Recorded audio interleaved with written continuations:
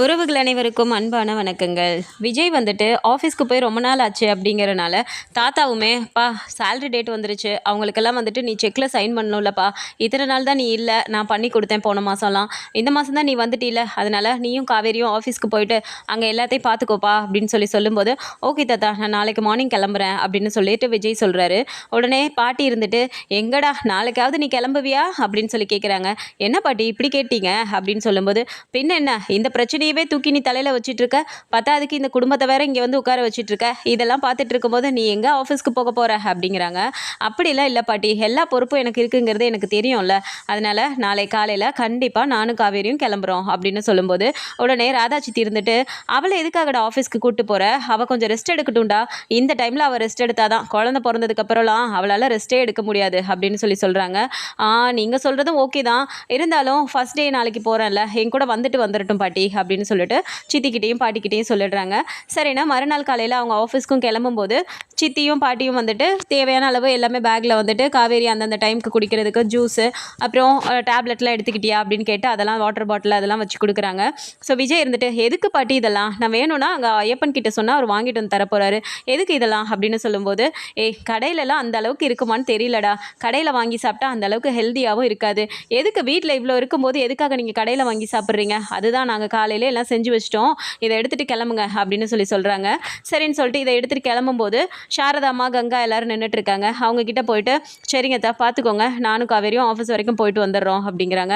"சரிங்க தம்பி, எங்கள் குடும்ப பிரச்சனையில் நீங்கள் உங்கள் வேலையை பார்க்காம இருந்துட்டீங்க. நீங்கள் என்றைக்காவது கிளம்புறீங்களே, அது வரைக்கும் சந்தோஷம்ப்பா" அப்படின்னு சொல்லிட்டு, "காவேரி நேரத்துக்கு எல்லாமே சாப்பிட்டுக்கோ" அப்படின்னு சொல்கிறாங்க. சரிம்மா, அதான் விஜய் என் கூட இருக்கார்ல, அதெல்லாம் பார்த்துக்குவாரு" அப்படிங்கிறாங்க. "எல்லாமே தம்பி பார்த்துக்கும்னு இருக்கக்கூடாதுடி. உன்னோட குழந்தை வயிற்றில் இருக்குங்கிறத ஞாபகத்தை வச்சுட்டு நீயும் கரெக்டான டைமுக்கு ஒன்றை நீ பார்த்துக்கணும்" அப்படிங்கிறாங்க. "சரிம்மா" அப்படின்னு சொல்லிட்டு இங்கேருந்து கிளம்புறாங்க. ஸோ கார் எடுக்க போகிற இடத்துல அந்த இடத்துல முத்துமலரும் சிந்துவும் வந்துட்டு அந்த கார்டன் ஏரியாவில் உட்காந்துட்டு இருக்காங்க. ஸோ காரில் ஏற போகும்போது டக்குன்னு அவங்கள பார்க்குறாரு விஜய். நேராக அவங்க கிட்ட போகிறாரு. "ஏங்க கிளம்பும்போது எங்கங்க அங்கே போகிறீங்க?" அப்படிங்கிறாங்க. "ஒரு நிமிஷம் இரு காவேரி, வரேன்" அப்படின்னு சொல்லிட்டு நேராக அங்கே போயிட்டு, "இங்கே பாருங்க, நான் வந்துட்டு இப்போ ஆஃபீஸ் விஷயமா நானும் காவேரியும் வெளியே போகிறோம். நாங்கள் வெளியே போயிட்டு வர வரைக்கும் அவங்க கிட்ட தேவையில்லாமல் எதுவும் பிரச்சனை பண்ணிட்டு இருக்கக்கூடாது. உங்கள் பையன்கிட்ட சொல்லிடுங்க" அப்படின்னு சொல்கிறாங்க. "நாங்கள் எதுக்குப்பா தம்பி பிரச்சனை பண்ணுறோம்? நாங்கள் பிரச்சனையே பண்ணலப்பா. நாங்கள் கேட்குறத கொடுத்துட்டா நாங்கள் எதுக்கு பண்ண போகிறோம்" அப்படிங்கிறாங்க. "சரி சரி, பேசிக்கலாம். நாங்கள் போயிட்டு வந்துடுறோம். அவங்கக்கிட்ட எதுவும் பேசக்கூடாது" அப்படின்னு சொல்லும்போது, "சரிங்க தம்பி" அப்படின்னு சொல்லிடுறாங்க. சரி, இங்கேருந்து கிளம்பி ஆஃபீஸ்க்கு போயிடுறாங்க. ஆஃபீஸ்க்கு போயிட்டு ஃபர்ஸ்ட் டைம் வராங்க அப்படிங்கும்போது அவங்களுக்கு எல்லாருக்குமே வந்துட்டு ரொம்ப நாள் கழிச்சு வராங்கன்னு சொல்லிட்டு அந்த வெல்கம்லாம் கொடுக்குறாங்க. பொக்கேலாம் கொடுத்துட்டு, "இதெல்லாம் எதுக்கு?" அப்படின்னு சொல்லும்போது, "இருக்கட்டும் சார், மேடம் இப்போ தானே ரொம்ப நாள் கழிச்சு வராங்க, பாப்பாவோட வராங்கல்ல" அப்படின்னு சொல்லிட்டு, ஸோ அங்கே இருக்க ஸ்டாஃப்ஸ் எல்லாமே பண்ணும்போது ஹாப்பியாக உள்ளே போயிட்டு காவேரியை வந்துட்டு அந்த எம்டி சேரில் உட்கார வைக்கிறாரு. ஸோ அவங்க உட்காந்துட்டு அந்த ஃபைல்ஸ் எல்லாத்தையுமே எடுத்துகிட்டு வாங்க, நான் பார்க்கணும் அப்படின்னு சொல்லும்போது, "சார், நீங்கள் வரதுக்கு முன்னாடி எல்லாமே நான் எடுத்து வச்சுட்டேன் சார். லாஸ்ட் மந்த் பெர்ஃபார்மன்ஸை எல்லாமே நான் இங்கே டேபிளில் வச்சுருக்கேன் சார். நீங்கள் பாருங்கள், ஏதாவது டவுட்னா கூப்பிடுங்க சார், நான் வெளியே இருக்கேன்" அப்படின்னு சொல்லிட்டு ஐயப்பன் வெளியே போயிடுறாரு. சரின்னு காவேரியும் விஜயும் அது எல்லாத்தையும் செக் பண்ணுறாங்க. பார்க்கும்போது பார்த்தா அந்த பெர்ஃபார்மன்ஸ் அப்படிங்கிறது கொஞ்சம் வீக்காக இருக்குது. சரின்னு சொல்லிட்டு ஐயப்பனை திரும்ப உள்ளே கூப்பிடும்போது, "சொல்லுங்கள் சார்" அப்படின்னு சொல்லும்போது, "என்ன பெர்ஃபார்மன்ஸ் இவ்வளோ வீக்காக இருக்குது? என்ன பார்த்தீங்க நீங்கள்? ப்ராஜெக்ட்லாம் ஒழுங்காக தானே போயிட்டுருக்கு. என்ன பிரச்சனை?" அப்படின்னு சொல்லும்போது, "சார், நீங்களே பார்த்தீங்கல்ல, ரெகுலராக எப்போவுமே இருக்க நம்மளோட ஒரு 3-4 ஸ்டாஃப் இல்லை, நீங்கள் பார்த்தீங்களா?" அப்படின்னு சொல்லும்போது, "ஆமாம், நான் வந்தோடனே கேட்கணும்னு நினச்சேன். எங்கே அவங்களாம்? ஏன் லீவில் இருக்காங்களா?" அப்படின்னு கேட்கும்போது, "சார், அவங்க லீவ்லலாம் இல்லை சார். உங்கள் சித்தப்பா தான் அவங்கள வேலையை விட்டு நிறுத்திட்டாங்க" அப்படிங்கிறாங்க. "சித்தப்பா நிறுத்தினாரா? எதுக்காக? என்ன கேட்காம யார் இந்த டிசிஷன்லாம் எடுத்தது?" அப்படின்னு சொல்கிறாங்க. "சார், நான் எவ்வளவோ சொன்னேன் சார், அவர் கேட்க மாட்டேன்ட்டாரு. அவர் இஷ்டத்துக்கு நல்லா பெர்ஃபார்ம் பண்ணுறவங்களெல்லாம் அவர் வேலையை விட்டு நிறுத்திட்டாரு சார். அவங்க பாவம் சார்" அப்படின்னு சொல்கிறாங்க. இந்த சித்தப்பாவை, "சரி விடுங்க, நான் அதை பார்த்துக்கிறேன்" அப்படின்னு சொல்லும்போது, "சார், நீங்கள் இல்லாத டைமில் இங்கே ஆஃபீஸில் நடந்த விஷயங்கள்லாம் உங்ககிட்ட சொல்லலாமா வேணாமான்னு தெரியலை" அப்படிங்கும்போது, "ஐயப்பன், என்ன பேசிகிட்டு இருக்கீங்க? ஆஃபீஸில் எது நடந்தாலும் எனக்கு நீங்கள் சொல்லணும். அதுதானே உங்களோட வேலை. சொல்லலாமா வேணாமான்னு கேட்டால் என்ன அர்த்தம்?" அப்படின்னு சொல்லும்போது, "அப்படி இல்லை சார், இது உங்கள் குடும்ப சம்மந்தப்பட்ட விஷயம். உங்களுக்குள்ளே பிரச்சனை வந்துடக்கூடாதுன்னு தான் யோசிக்கிறேன்" அப்படின்னு சொல்கிறாங்க. "எதுவாக இருந்தாலும் ப்ளீஸ் சொல்லுங்கள்" அப்படின்னு சொல்லிட்டு விஜய் கேட்குறாரு. "ஒன்றும் இல்லை சார், நீங்கள் வந்துட்டு அந்த பசுபதிக்கும் உங்களுக்கும் எவ்வளோ பெரிய பிரச்சனை போயிட்டுருக்குங்கிறதே எங்களுக்கே கூட இருந்து நான் பார்த்துருக்கேன் சார். எனக்கு தெரியும். இதோ மேடமை கூட அவ்வளோ டார்ச்சர் பண்ணியிருக்காங்கல்ல" அப்படிங்கும்போது, "ஆமாம்" அப்படின்னு கேட்கும்போது, "இல்லை சார், உங்கள் சித்தப்பா அந்த பசுபதி 2 பேரும் இங்கே நம்ம ஆஃபீஸ்லேயே வந்துட்டு இங்கே இந்த ரூம்லேயே வந்துட்டு நிறைய டைம் மீட் பண்ணி பேசியிருக்காங்க சார்" அப்படின்றாங்க. "இங்கே மீட் பண்ணி பேசியிருக்காங்களா? ஏன் இந்த விஷயம்லாம் நீங்கள் என்கிட்ட சொல்லலை?" அப்படின்னு சொல்லும்போது, "இல்லை சார், நீங்களே ஏற்கனவே வீட்டில் பிரச்சனைன்னு சொல்லிட்டு காவேரி மேடம் வீட்டில் போயிருந்தீங்க. இந்த டைமில் இந்த தடவை சொல்லி பிரச்சனை பண்ணணுமா? என்னால் எதுவும் வந்துடக்கூடாதுன்னு தான் நான் சொல்லலை சார் அப்படிங்கும்போது, என்ன பண்ணீங்க? எதுவாக இருந்தாலும் சொல்கிறது இல்லையா?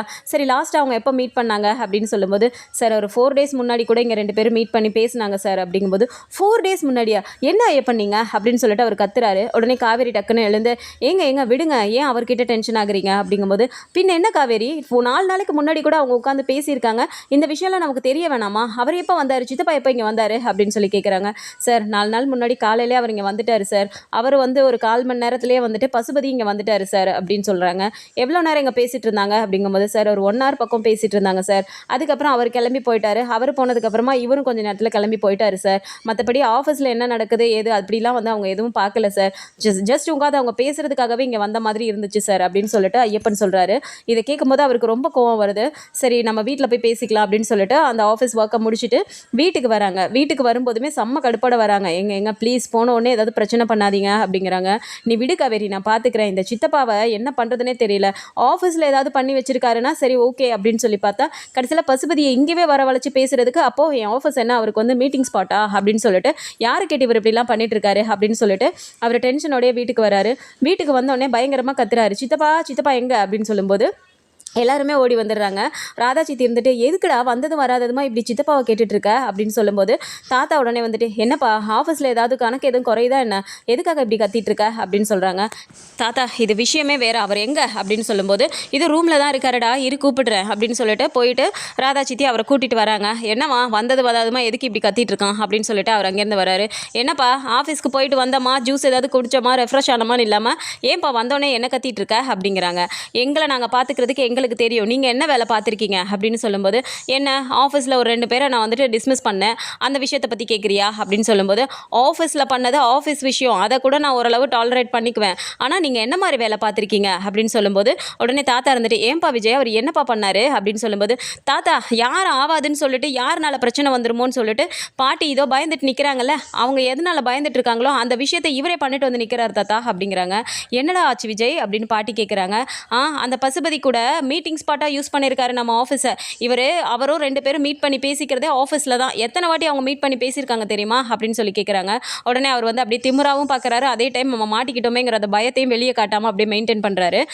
சித்தப்பா உங்ககிட்ட தான் கேட்டுட்ருக்கேன், எதுக்காக பசுபதியை ஏன் ஆஃபீஸ்க்கு வர சொல்லி நீங்கள் பேசுனீங்க அப்படின்னு சொல்லும்போது, என்னப்பா நீ பேசிகிட்டு இருக்க, என் பையன் அங்கே தானே இருக்கான், இதுக்காக அவர்கிட்ட நான் பேசாமல் இருக்க முடியுமா அப்படின்னு சொல்லும்போது, பையனை பற்றி பேசணும்னா இங்கே என்ன ரொம்ப தூரத்தில் இல்லையே, இதோ இங்கே தானே பக்கத்தில் தானே இருக்காங்க ராகினியும் அஜயும், போய் நேர்லேயே நீங்கள் பார்த்துட்டு வர வேண்டியதானே, ஏன் ஆஃபீஸில் பசுபதியை கூப்பிட்டு உட்கார வச்சு பேசுறதுக்கு என்ன விஷயம் இருக்குது அப்படின்னு சொல்லும்போது, இப்போ தாத்தா இருந்துட்டு, விஜய் உங்ககிட்ட இன்னும் 2-3 விஷயம் நான் உனக்கு சொல்ல வேண்டியது இருக்குப்பா அப்படிங்கிறாங்க.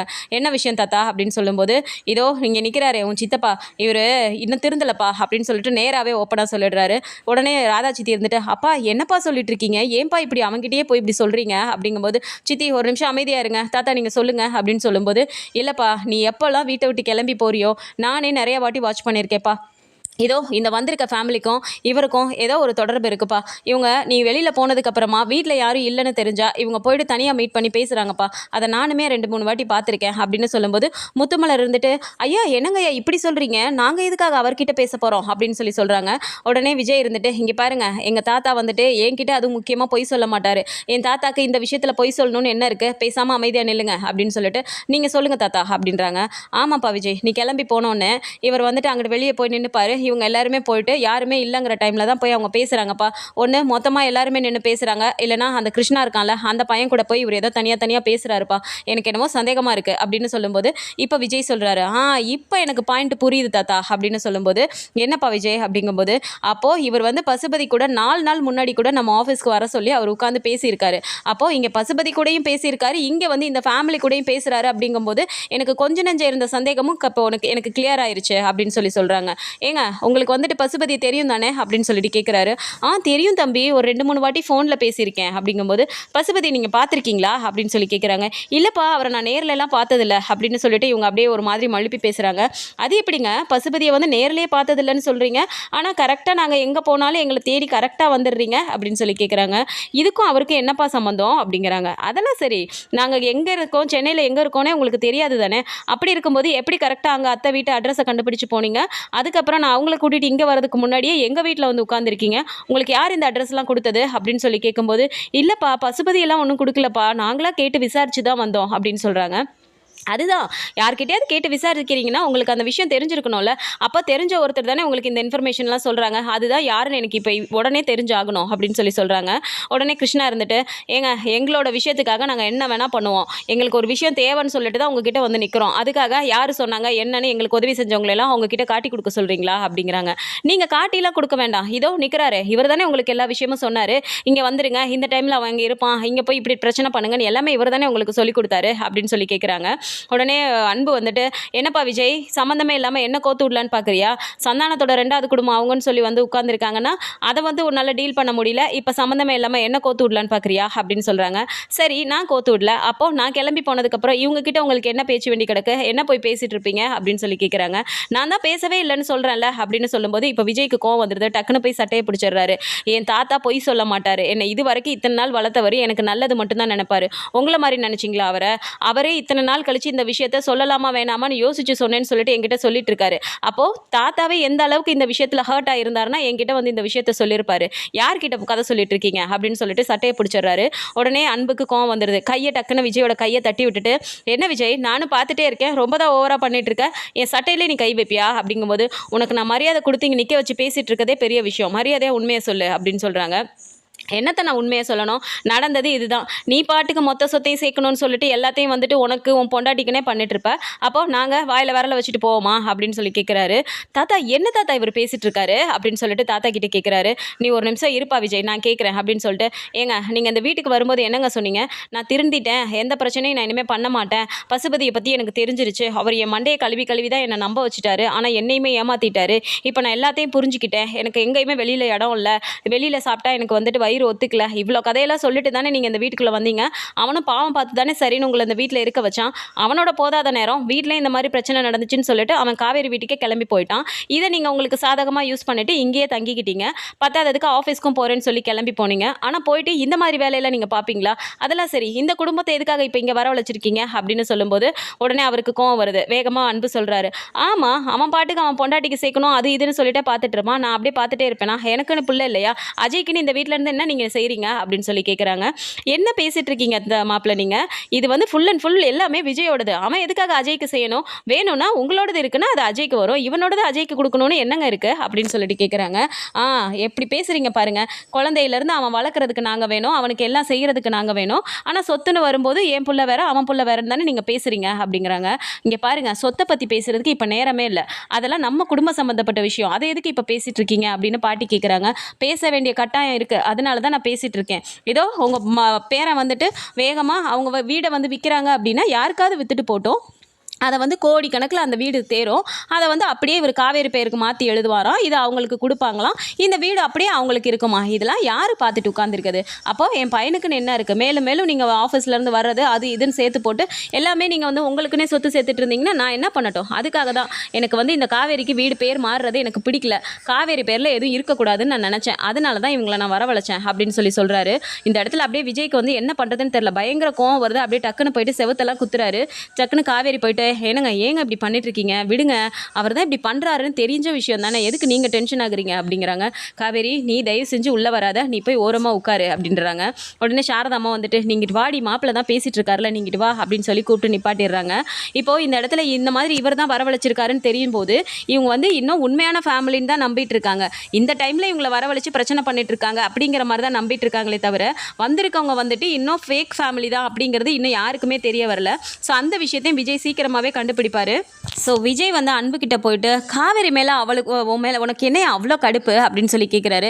"பின்ன எனக்கு காவேரியை பார்த்தாலே அவ்வளோ கடுப்பாக இருக்குது, என் பையன் இப்படி வந்துட்டு ஒழுங்காக வாழாமல் இருக்கானா, அதுக்கு காரணம் யார், இதோ உன் பொண்டாட்டி தானே, உன் பொண்டாட்டியை பழி வாங்கணும்னு சொல்லிட்டு தானே அந்த பசுபதி மக எல்லாருமே சேர்ந்து இந்த குடும்பத்துக்கே வரணும்னு சொல்லிட்டு பார்த்ததுல அஜய் இருந்தான், அப்போ அஜயை கல்யாணம் பண்ணிட்டு வந்து இப்போ மொத்தமாக அவன் வாழ்க்கையை வீணாக போயிடுச்சுல, அவன் என்ன அங்கே சந்தோஷமாக இருக்கான்னு நினைக்கிறியா, நீங்கள் பொண்டாட்டி கூட உட்காந்து கூத்தடிச்சிட்டு இருக்க, பார்த்தா அதுக்கு இதோ உனக்குன்னு ஒரு குழந்தையும் பெற்றுக்க போகிற, என் பையன் என்ன அங்கே சந்தோஷமாக இருக்கான், இதெல்லாம் பார்த்தா ஒரு பெத்தவனா எனக்கு வந்துட்டு கடுப்பாக இருக்காதா, எனக்கு அதெல்லாம் பிடிக்கல, அதனால தான் நான் இப்படி பண்ணேன் அப்படின்னு சொல்லி ரொம்பவும் திமிரா பேசுகிறாரு.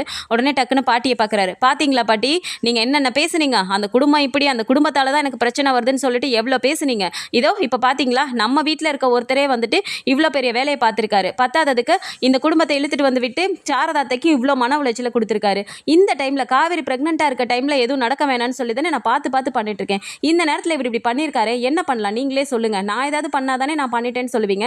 இப்போ என்ன பண்ணலாம் நீங்களே சொல்லுங்கள் பாட்டி அப்படின்னு சொல்லும்போது, இருடா விஜய் நானே பேசுகிறேன் அப்படின்னு சொல்லி பாட்டி போயிட்டு, என்ன இப்படி பண்ணியிருக்கீங்க, நாங்கள் வந்துட்டு காவேரி மேலே எவ்வளோ கோவப்பட்டு பேசணும், உங்களை உட்கார வச்சுக்கிட்டே தானே பேசணும், அப்பயாவது ஒரு வார்த்தை சொல்லியிருக்கலாம்ல அப்படின்னு சொல்லும்போது அப்படியே அவர் திமிராவே நின்றுட்டு இருக்காரு.